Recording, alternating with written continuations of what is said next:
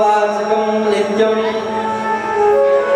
मत्कथा श्रवणे रतं मत्कथा प्रीतमनसं नाहं त्यक्ष्यामि तं नरम्। ऐसे भगवत भक्त जो हमारी कथा को कहता है, भगवान कहते हैं कब से, वाचकम जो कहता है, नित्यम परिसेवितम अनुशीलनम अनुगमनम, भगवान की जो कथा को कहता है, सुनता है, अपने जीवन में उतारता है, मनन करता है, उन सब के लिए कह रहे हैं मत कथा वाचकम नित्यम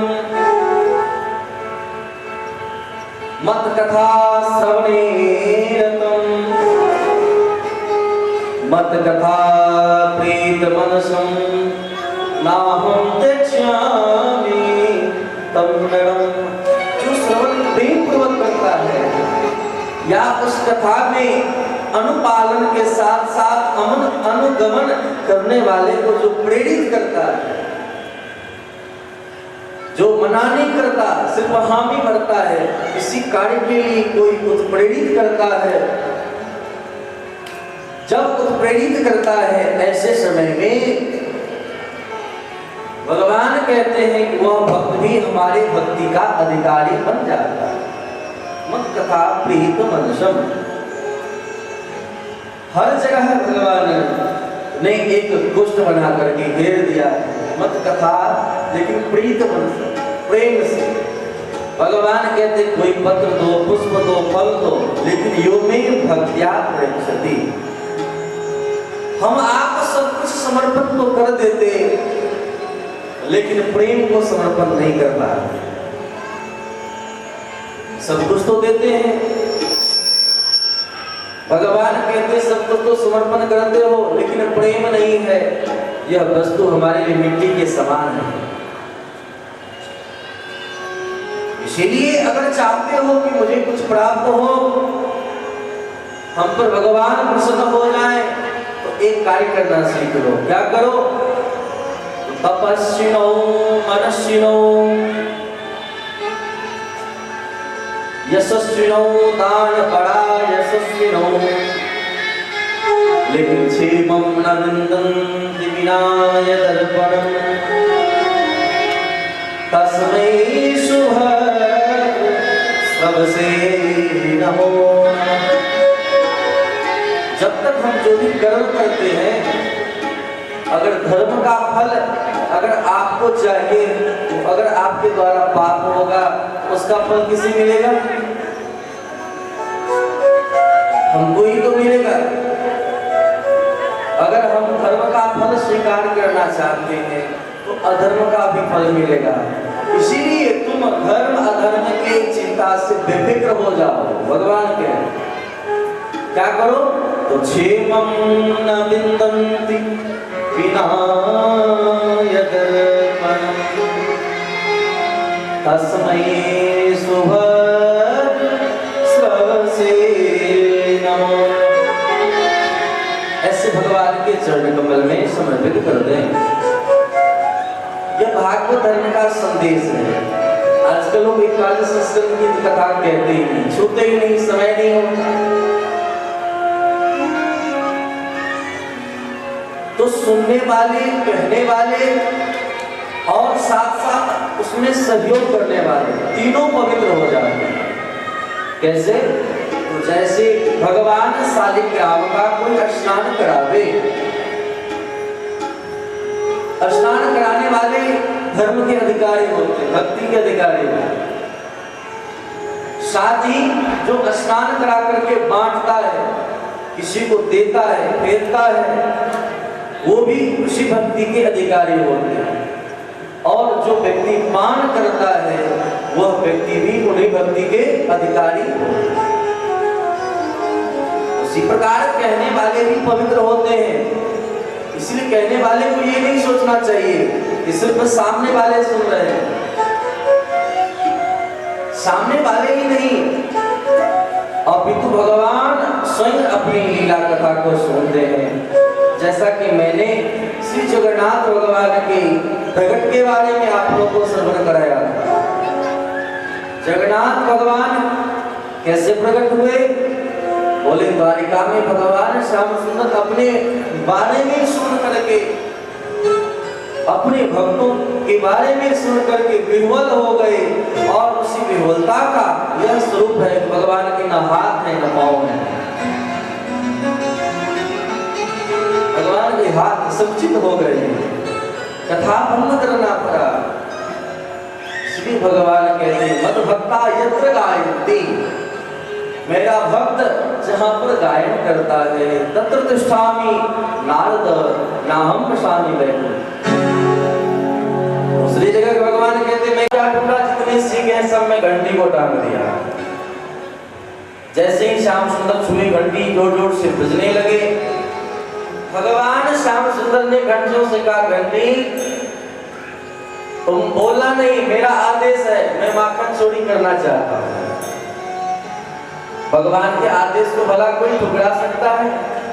कोई ठुकराता नहीं। भगवान जैसे ही भोग लगाना शुरू करते हैं पाते हैं घंटी मंत्रोच्चारण करने लगे।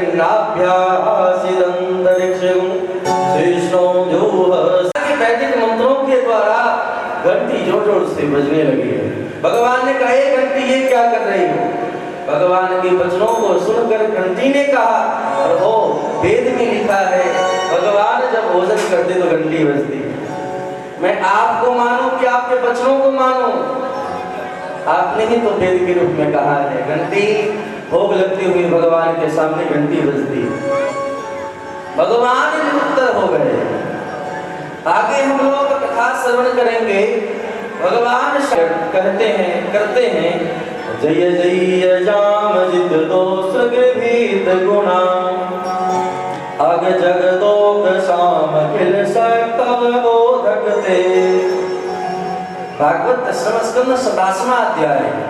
वेद भगवान स्तुति करते हैं प्रभु आपकी जय हो जो दिखाई पड़ता है। इसका मतलब काम क्रोध मद मोह लोभ ने आपको पराजित कर दिया, आप उनसे तो हार गए ना, इसलिए मैं आपकी जय जयकार करता हूँ। जय हो प्रभु, आप जल्दी जगह इन सब को पराजित करें।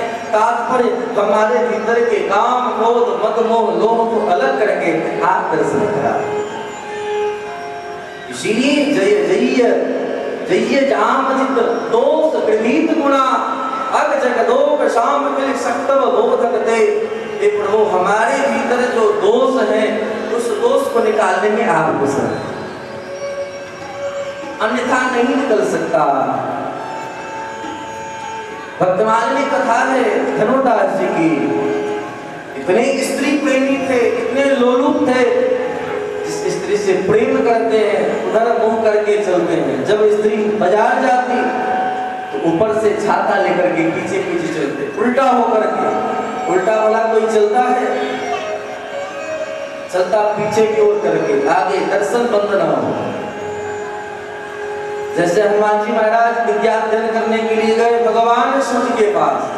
भगवान सूर्य तो पहले ही डरे हुए थे, क्योंकि बाल्यावस्था में भगवान सूर्य को फल समझ करके उन्होंने पान कर लिया था, मुख में रख लिया था। भगवान सूर्य बोले कि अगर मैं एक दिन भी रुक गया तो क्या हाल होगी जानते हो? संसार में किसी का जीवन संभव नहीं होगा। बोले कोई बात नहीं प्रभु, आप रथ से चलते रहे, मैं आपके सामने सामने विपरीत दिशा में चलूंगा।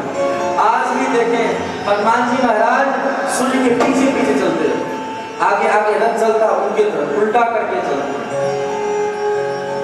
इसलिए हनुमान जी के लिए आया है। लोग कहते सिंदूर लगा लिए, नहीं, भगवान सूर्य के तेज से प्रताप से जब हनुमान जी महाराज वेद अध्ययन कर रहे हैं, श्री हनुमान जी अग्नि के सामने में या अग्नि के पास में अगर कोई वस्तु भी जाए तो वह भी अग्नि हो जाता है। जैसे ब्रह्मविद ब्रह्मैव भवति, ब्रह्म को जानने वाला ब्रह्म के समान होता है। हनुमान जी महाराज सूर्य के आसपास उल्टा होकर के वेद अध्ययन कर रहे हैं। इसीलिए हनुमान जी महाराज का शरीर कैसा हो गया? लाल रंग का। लाल देह लाली लसे अरुभरुला। लोग कहते हैं सिंदूर भगवान हनुमान जी ने ले लिया भगवान की प्रीति, ये भी ठीक है, लेकिन वास्तविक शास्त्रों में प्रमाण किया है कि श्री हनुमान जी महाराज जाकर के सुरक्षित अध्ययन किए हैं और कुछ समय में ही वेद वेदांत का अध्ययन कर लिया। ऐसे धनुराज जी को जब देखा है काम, वेद भगवान कहते नेत्र का काम क्या है, कान का काम क्या है, तो भद्रम कर्णेभिः शृणुयामदेव भद्रम पश्येत्। ये कल्याणकारी कौन है, तो भगवान है। उधर हम देखें उनकी लीला कथा को सुने, व्यर्थ में विषय गीतों को ना सुने। लोग आजकल सुनते भी हैं तो विषय के गीतों को सुनते हैं, गंदगी को सुनते हैं। आजकल इतने अश्लील गीत मार्केट में उपलब्ध हैं जिनको सुन करके किसी का हृदय भी विदीर्ण हो जाए, लेकिन किसी के भीतर विवेक तो है। बड़े शौक से पूरे परिवार जनों के मध्य बैठ कर खूब चाव से सुने, ज्ञान नहीं है, मर्यादा पता नहीं है। जब धनुर्दास से कहा, धनुर्दास ये ठीक नहीं है, बोले प्रभु मैं क्या कर सकता, मैं अपने नेत्र को समझाता हूँ, लेकिन नेत्र मानने के लिए तैयार नहीं है। क्या करें? बोले अपने नेत्र को समझाओ। बोले कैसे समझाओ? अगर उनसे सुंदर मिल जाए फिर यह नेत्र उस स्त्री को देखना बंद कर दे। ऐसा विचार करके श्री रामानुजाचार्य भगवान ने दिव्य भगवान से प्रार्थना किया है, जगन्नाथ भगवान से, प्रभु आप दर्शन दें। और जैसे ही धर्मदास आए भगवान के पास, भगवान के चित्रवृत्ति को देखते ही आज विफल हो गए। फिर अब इन आंखों को खोल डालो, लेकिन हे प्रभु मैं अब संसार को कभी ना देखूं। आपकी आंख ऐसी है, इसीलिए दृष्टि का कोई भरोसा नहीं। तेरी अखियां है जादूगरी, बिहारी मैं तो कब से। भगवान की आंखों को जो एक बार देख ले, फिर वह आंख किसी को देखने योग्य नहीं रहता। फिर जिस कान से हम भगवान की लीला कथा सुन लेते, इसलिए विलंब हुआ है। भगवान को हम देखें, भगवान को निहारें, भगवान कैसे हैं, भगवान क्या करते हैं। इसलिए भगवत भक्त क्या कहते हैं, अरे कौन सा जादू करते मोहन समझ नहीं आता है, कौन सा जादू करते मोहन समझ न